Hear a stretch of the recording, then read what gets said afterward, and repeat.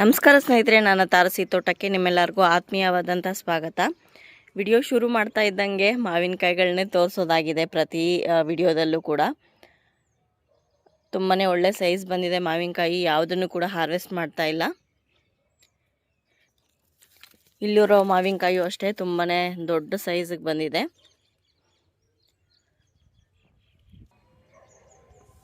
ಇಲ್ಲಿ ಒಂದು ಸಂಪಿಗೆ ಹೂ ಬಿಟ್ಟಿದೆ ಇವತ್ತು. ದೇವ್ರ ಪೂಜೆಗೆ ಸ್ವಲ್ಪ ಗರಿಕೆ ಬೇಕಾಗಿತ್ತು, ಹಾಗಾಗಿ ಇದರಲ್ಲಿ ಗರಿಕೆ ಕೂಡ ಬೆಳೆದಿದೆ. ಅದನ್ನು ಕಿತ್ಕೊಂಡಿದ್ದೀನಿ ಪೂಜೆಗೆ ಅಂತ. ಬದನೆಕಾಯಿ ಗಿಡದಲ್ಲಿ ಕಾಯಿಗಳು ಬಿಟ್ಟಿದೆ. ಈ ಸೈಜಲ್ಲಿ ಇರುವಾಗೆ ಹಾರ್ವೆಸ್ಟ್ ಮಾಡ್ಕೊಂಡು ಬಿಡ್ತೀನಿ, ಯಾಕಂದರೆ ತುಂಬ ಬಲ್ತೋದ್ರೆ ಚೆನ್ನಾಗಿರಲ್ಲ. ಆಮೇಲೆ ಬೇರೆ ಪೀಚ್ ಇರುತ್ತಲ್ಲ ಸಣ್ಣ ಸಣ್ಣ ಈ ಥರದ್ದು, ಅದಕ್ಕೆಲ್ಲ ಬೆಳೆಯೋದಕ್ಕೆ ಅನುಕೂಲ ಆಗುತ್ತೆ.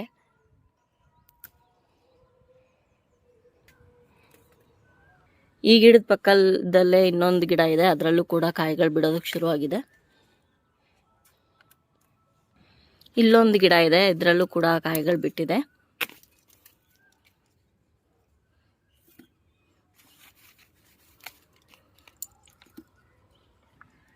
ಇದು ಡಬಲ್ ಕಲರ್ದು ದಾಸವಾಳ ಹೂವಿನ ಗಿಡ. ಇದು ತುಂಬಾ ಚೆನ್ನಾಗಿ ಮಗುಗಳೆಲ್ಲ ಬರ್ತಾ ಇದೆ. ಡಾರ್ಕ್ ಪಿಂಕು ಹಾಗೆ ಪಿಂಕ್ ಕಲರ್ದು ಚೆನ್ನಾಗಿ ಚಿಗುರು ಬಂದು ಹೊಸ ಮಗುಗಳೆಲ್ಲ ಬರ್ತಾ ಇದೆ, ನೋಡ್ತಾ ಇರ್ಬೋದು. ಇನ್ನೊಂದು ವಾರದಲ್ಲಿ ಚೆನ್ನಾಗಿ ಹೂ ಬಿಡೋದಕ್ಕೆ ಶುರುವಾಗುತ್ತೆ. ಇದು ಹೈಬ್ರಿಡ್ ವೆರೈಟಿ ದಾಸವಾಳ ಹೂವು, ಡಬಲ್ ಕಲರ್ದು, ಯೆಲ್ಲೋ ಮತ್ತು ರೆಡ್ ಕಲರ್ದು. ತುಂಬಾ ಚೆನ್ನಾಗಿದೆ. ಹಾಗೆ ಗಿಡದಲ್ಲೇ ಬಿಟ್ಟರೆ 2 ದಿನ ಹಾಗೇ ಇರುತ್ತೆ. ಚಳಿಗಾಲದಲ್ಲಿ ಸ್ವಲ್ಪ ಗಿಡ ಎಲ್ಲ ಡಲ್ ಆಗಿರುತ್ತೆ. ಆನಂತರ ಬೇಸಿಗೆ ಮಳೆಗಾಲ ಶುರುವಾಗ್ತಾ ಇದ್ದಂಗೆ ಹೂಗಳು ಬಿಡೋದಕ್ಕೆ ತುಂಬ ಜಾಸ್ತಿ ಶುರು ಆಗುತ್ತೆ. ನಿನ್ನೆ ಮೊನ್ನೆ ಬೆಂಗಳೂರಲ್ಲಿ ತುಂಬಾ ಜೋರು ಮಳೆ ಬಿತ್ತು. ಮಳೆಯಲ್ಲಿ ಸ್ವಲ್ಪ ಕಾಯಿಗಳೆಲ್ಲ ಬಿದ್ದೋಗಿದೆಯೇನೋ ಅಂತ ನೋಡೋಣ ಅಂತ ಬಂದರೆ ಸ್ವಲ್ಪ ಏಟಾದಂಗೆ ಆಗಿದೆ. ಇಲ್ಲೆಲ್ಲ 2-3 ಕಾಯಿಗಳಿಗೆ ಆ ಥರ ಆಗಿದೆ ನೋಡಿ. ಇದು ಅಷ್ಟೇ, ಈ ಡ್ರಮ್ಗೆ ಸ್ವಲ್ಪ ಸೋಕಿ ಈ ಥರ ಬ್ಲ್ಯಾಕ್ ಕಲರ್ ಥರ ಆಗಿದೆ. ಮಳೆ ಬಿದ್ದಿದ್ದ ಕಾರಣ ನೀರು ಹಾಕೋಗಿರಲಿಲ್ಲ, ಹಾಗಾಗಿ ನೆನ್ನೆ ನಾನು ಟೆರೆಸ್ ಮೇಲೆ ಬಂದಿರಲಿಲ್ಲ. ಇಲ್ಲಿ 3 ಸಂಪಿಗೆ ಹೂಗಳು ಅರಳಿತ್ತು, ಪೂರ್ತಿ ದೊಡ್ಡದಾಗಿ ಅರಳಿಬಿಟ್ಟಿದೆ ನೋಡಿ. ಈ ಥರ 3 ಹೂವು ಅರಳಿದೆ. ಕರಿಬೇವಿನ ಗಿಡ ಅಂತೂ ಬಿದ್ದೇ ಹೋಗಿತ್ತು. ಇವಾಗ ಸ್ವಲ್ಪ ಅದನ್ನು ಎತ್ತಿಟ್ಟಿದ್ದೀನಿ, ಆದರೂ ಸರಿಯಾಗಿ ಇಟ್ಟಿಲ್ಲ. ನನ್ನ ಹಸ್ಬೆಂಡ್ ಕೈಲಿ ಸರಿಯಾಗಿ ಇಡಿಸ್ಬೇಕಿದ್ದನ್ನು. ಇನ್ನು ಬದನೆ ಗಿಡಗಳು ಕೂಡ ಗಾಳಿ ಮಳೆಗೆ ಬಗ್ಗೋಗಿತ್ತು. ಹಾಗೆ ಇಲ್ಲಿ ನೋಡಿ, ಗಾಳಿಗೆಲ್ಲ ಈ ರೀತಿ ಆಗೋಗಿದೆ, ಒಂದಕ್ಕೊಂದು ಉಜ್ಜಾಡಿ. ಕೆಲವೊಂದು ಬದನೆಕಾಯಿಗಳನ್ನ ಹಾರ್ವೆಸ್ಟ್ ಕೂಡ ಮಾಡ್ಕೊಬೇಕಾಗಿತ್ತು. ನಾಳೆ ಮಾಡೋಣ ಅಂದ್ಕೊಂಡಿದ್ದೀನಿ, ಇವಾಗ ಯೂಸ್ ಮಾಡಲ್ಲ ಇದನ್ನು ಅಡುಗೆಗೆ. ಅಂಜೂರ ಗಿಡದಲ್ಲಿ ಇದೊಂದು ಹಣ್ಣು ಆಗ್ತಾ ಇದೆ, ಇನ್ನು ಕಲರ್ ಚೇಂಜ್ ಆಗಬೇಕು ನೋಡಿ. ಈ ಪಾಟು ಕೂಡ ಬಗ್ಗೋಗಿದೆ ಗಾಳಿಗೆ. ಸಿಕ್ಕಾಪಟ್ಟೆ ಜೋರು ಗಾಳಿ ಮಳೆ ಇತ್ತು ನಿನ್ನೆ. ಮಳೆ ಬಿತ್ತು ಅಂದರೆ ಸಾಕು, ಈ ರೈನ್ ಲೀಲಿಗಳು ಅರಳೋದಕ್ಕೆ ಶುರುವಾಗುತ್ತೆ. ಇವತ್ತೊಂದು ರೈನ್ ಲೀಲಿ ಅರಳಿದೆ. ಹಾಗೆ ಇಲ್ಲಿ ಕೂಡ ಮೊಗ್ಗು ಬರ್ತಾ ಇದೆ ಒಂದು, ನೋಡ್ತಾ ಇರ್ಬೋದು. ಇನ್ನೆಲ್ಲ ಇಲ್ಲಿ ಲೈನಿಗೆ ಇಟ್ಟಿರೋವಂಥ ರೈನ್ ಲೀಲಿಗಳೆಲ್ಲ ಅರಳೋದಕ್ಕೆ ಶುರು ಆಗುತ್ತೆ. ನೆನ್ನೆ ಬಿದ್ದಂಥ ಭಾರಿ ಮಳೆಗೆ ಇಲ್ಲಿ ಕಬ್ಬಿನ ಗಿಡ ಎಲ್ಲ ಬಗ್ಗೋಗಿದೆ. ಇದನ್ನು ನೀಟಾಗಿ ಕಟ್ಟಬೇಕು ಬಾಳೆ ಗಿಡಕ್ಕೆ.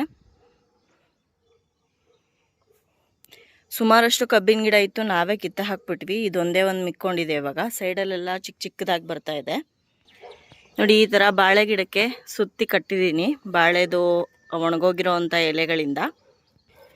ಇದರಲ್ಲಿ ರೈನ್ ಲಿಲ್ಲಿ ಎಲೆಗಳೆಲ್ಲ ದೊಡ್ಡದಾಗ್ತಾ ಇದೆ. ಎಲೆಗಳು ದೊಡ್ಡದಾಗ್ತಾ ಇದೆ ಅಂತಂದರೆ ಇನ್ನೇನು ಸ್ವಲ್ಪ ದಿನಗಳಲ್ಲೇ ಹೂಗಳು ಬಿಡೋದಕ್ಕೆ ಶುರುವಾಗುತ್ತೆ. ಇವತ್ತು ಒಂದು ಸಂಪಿಗೆ ಹೂ ಬಿಟ್ಟಿದೆ, ಅದನ್ನು ಕಿತ್ಕೊಳ್ತಾ ಇದ್ದೀನಿ ಇವತ್ತು. ನೆನ್ನೆ ಒಂದು 4-5 ಹೂ ಬಿಟ್ಟಿತ್ತು ನೋಡಿ. ಇದು ಹಳೆ ಹೂ ಆಯಿತು ರೈನ್ ಲಿಲ್ಲಿ. ಇವಾಗ ಹೊಸದು ಅರಳ್ತಾ ಇದೆ, ಮತ್ತೊಂದು ಮೊಗ್ಗಿದೆ.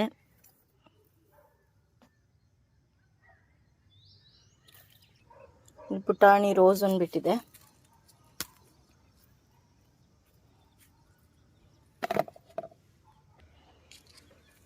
ರೆಡ್ ಕಲರ್ ಡಬಲ್ ಪೆಟಲ್ ದಾಸವಾಳ.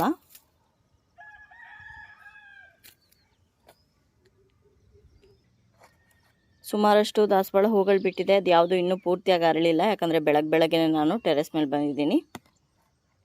ನಿನ್ನೆ ಈ ಗಿಡದಲ್ಲಿ ಸುಮಾರಷ್ಟು ಬದನೆಕಾಯಿಗಳನ್ನ ನಾನು ಹಾರ್ವೆಸ್ಟ್ ಮಾಡಿಕೊಂಡೆ. ಮಳೆಗಾಳಿಗೆ ಗಿಡ ಬಗ್ಗೋಗಿದೆ.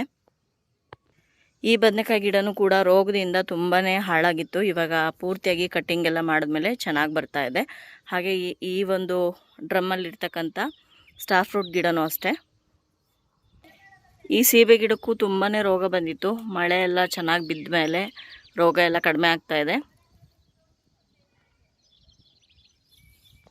ಇನ್ನು ಮಾವಿನ ಗಿಡ ಅಂತೂ ನೋಡ್ತಾನೆ ಇದ್ದೀರಾ. ಈ ಕಾಯಿ ಸ್ವಲ್ಪ ಕಲರ್ ಚೇಂಜ್ ಆಗೋದಕ್ಕೆ ಶುರುವಾಗಿದೆ, ನೋಡಬೇಕು.